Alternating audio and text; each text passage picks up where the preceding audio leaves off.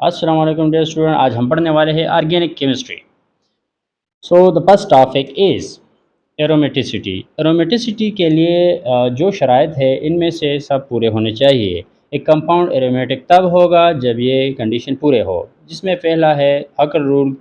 हकर rule क्या कहता है? 4n+2 5 इलेक्ट्रॉन ज़रूर होनी चाहिए एक रिंग में, ठीक है। और n is equal to number of rings.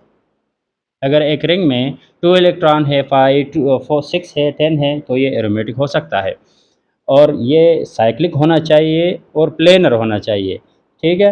अगर किसी रिंग में 4 5 इलेक्ट्रॉन हो तो उसको हम एंटी एरोमेटिक कहेंगे, वो एरोमेटिक नहीं होगा।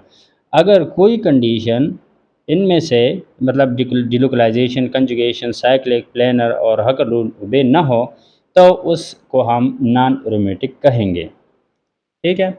और हकर रूल इसमें बहुत इंपॉर्टेंट है, इसको ज़रूर ओबे होना चाहिए। नेक्स्ट हमारे पास है कि ये ऑर्गेनिक केमिस्ट्री और एरोमेटिसिटी का सबसे पहला जो बेसिक कंपोनेंट इसको हम कह सकते हैं वो है बेंजीन। बेंजीन फेराडे ने डिस्कवर किया 1825 में और स्ट्रक्चर क्यूल ने बनाया 1865 में।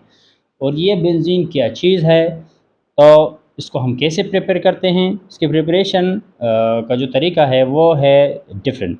So first of all in hexane से हम बना सकते हैं कैटालिस्ट यूज़ कर सकते हैं, क्रोमेट, एल्यूमिना 600 सेंटीग्रेड और प्रेशर के साथ हम इसका रिडक्शन करते हैं। जब हम इसका रिडक्शन करते हैं तो हमारे पास बेंजीन हासिल होता है। इस रिएक्शन को हम हाइड्रोजनेशन भी कहते हैं, कैटालिटिक हाइड्रोजनेशन या catalytic reduction of n hexane, ठीक है। दूसरा हमारे पास तरीका है बेंजीन फार्मेशन का, वो है एसिटिलीन। एसिटिलीन को हम अगर 3 मोल ले लें और हॉट ट्यूब में इसको डालें 2000 सेंटीग्रेड तक, तो हमारे पास हासिल होगा बेंजीन का रिंग, ठीक है। तो हमारे पास बेंजीन की प्रिपरेशन के ये दो हो गए तरीके। तीसरा तरीका हमारे पास है कि हम बेंजीन को कैसे मतलब प्रिपेयर कर सकते हैं लेबॉर्ट्री में। तो अगर हमारे पास फिनॉल हो, फिनॉल हम लें और जिंक के साथ इसका रिएक्शन करें और थोड़ा सा हीट दे दें तो हमारे पास बेंजीन हासिल होगा। अ, चौथा तरीका हमारे पास है कि अगर क्लोरोबेंजीन हमारे पास मौजूद हो तो क्लोरोबेंजीन का रिडक्शन करके हम उसको हाइड्रोजनेशन करके सोडियम और अल्कोहल की मौजूदगी में या निकल एल्यूमिनियम का एमलगम लेके एज ए कैटलिस्ट यूज़ करके हमारे पास बेंजीन हासिल होगा।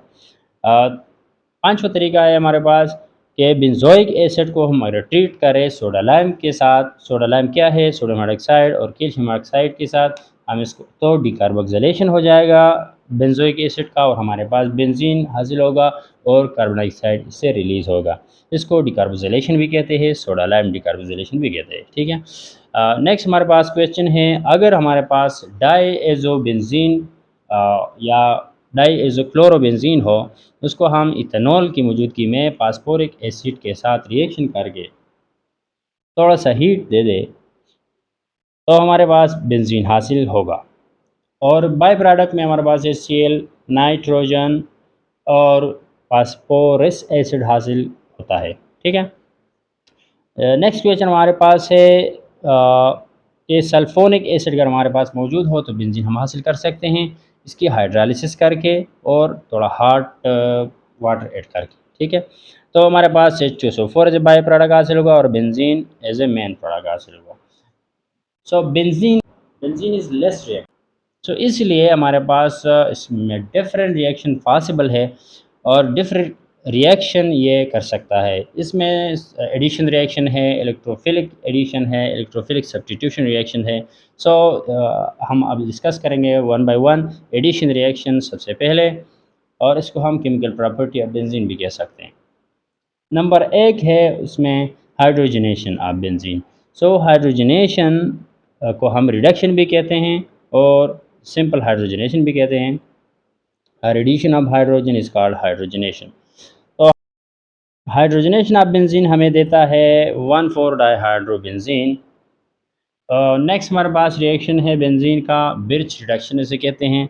ये भी हाइड्रोजनेशन ही कहलाता है, लेकिन उस ये सोडियम और अमोनिया की मौजूदगी में होता है। 1,4-डाईहाइड्रोबेंजीन ये भी हमें देता है, ठीक है।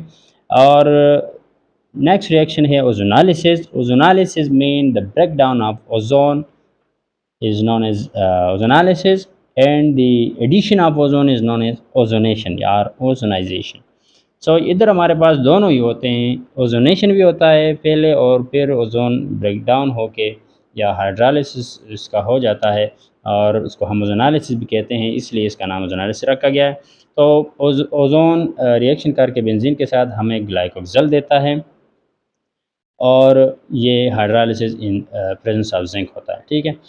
नेक्स्ट हमारे पास है क्लोरीनेशन. सो क्लोरीनेशन में हम क्लोरीन ऐड करते हैं बेंजीन में, तो हमारे पास हेक्साक्लोरोबेंजीन हासिल होता है या बेंजीन हेक्साक्लोराइड जिसको BHC या गिमिक्जीन कहते हैं. नेक्स्ट रिएक्शन है हमारे पास नाइट्रेशन.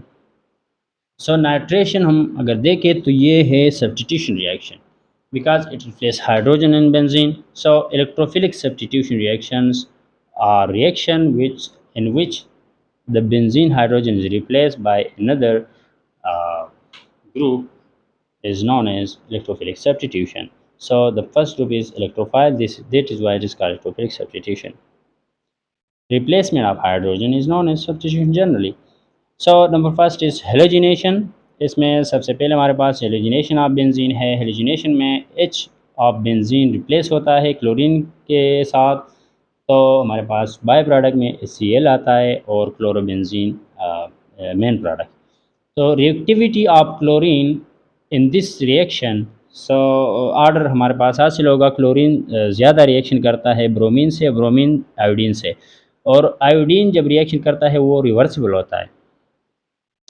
नाइट्रेशन. नेक्स्ट रिएक्शन है nitration. Addition of nitro group is known as nitration. So हम नाइट्रिक एसिड अगर कंसनट्रेटेड ले तो और बेंजीन के साथ रिएक्ट करें in the presence of H2SO4 और 50 सेंटीग्रेड ऑफ टेम्परेचर, सो हमारे पास नाइट्रोबेंजीन हासिल होगा. और अगर ये नाइट्रिक एसिड फ्यूमिंग हो और वही कंडीशन हो तो ट्राई नाइट्रोबेंजीन हासिल होता है. TNB हम उसे कह सकते हैं. नेक्स्ट रिएक्शन है सल्फोनेशन. सल्फोनेशन में हम सल्फ्यूरिक एसिड के साथ रिएक्शन करते हैं बेंजीन का 80 सेंटीग्रेड टेम्परेचर के साथ, और हमारे पास सल्फोनिक एसिड हासिल होता है और water is a by product. और अगर हम ओलियम यूज़ करें instead of sulphuric acid in this reaction, इस रिएक्शन में अगर हम ओलियम यूज़ करें तो हमारे पास प्रोडक्ट में डाइसल्फोनिक एसिड हासिल होगा क्योंकि ये मोर रिएक्टिव है than sulphuric acid. Next which is very important, Friedel Crafts reaction. और फ्राइडल क्राफ्ट रिएक्शन क्या है, ये साइंटिस्ट का नाम है. इसमें दो रिएक्शन है, alkylation and acylation. Addition of alkyl group और substitution of H by an alkyl group is known as alkylation and by acyl group is known as acylation.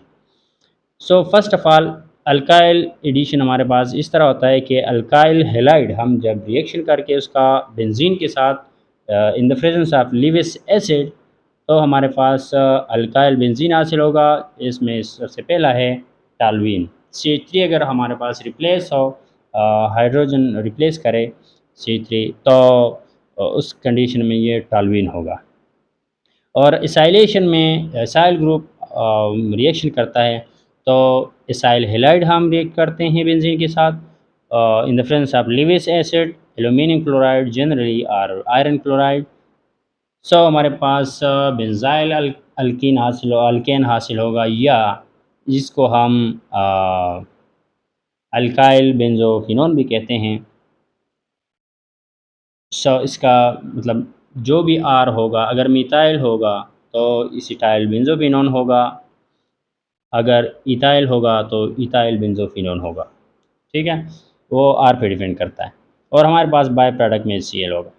Next reaction है हमारे पास Gattermann reaction, which is a very important name reaction in which benzene is treated with hydrogen cyanide in the presence of Lewis acid, aluminum chloride, trichloride. So we get benzaldehyde, the last product, and intermediate is amine. Benzylamine is also obtaining this reaction as an intermediate product. Upon hydrolysis, we get benzaldehyde. And another reaction by the Guterman, which is Guterman-Koch formylation. So by the name, it is known as formylation. So the addition of formyl group to benzene. So benzene is treated with carbon monoxide in the presence of HCl, which is dry, and in the presence of Lewis acid. So we also again obtain benzaldehyde. हमारे पास फिर वही product हासिल होता है, लेकिन इसमें सिर्फ और सिर्फ ड्राई HCl हम यूज़ करते हैं। नेक्स्ट रिएक्शन है मर्क्यूरेशन।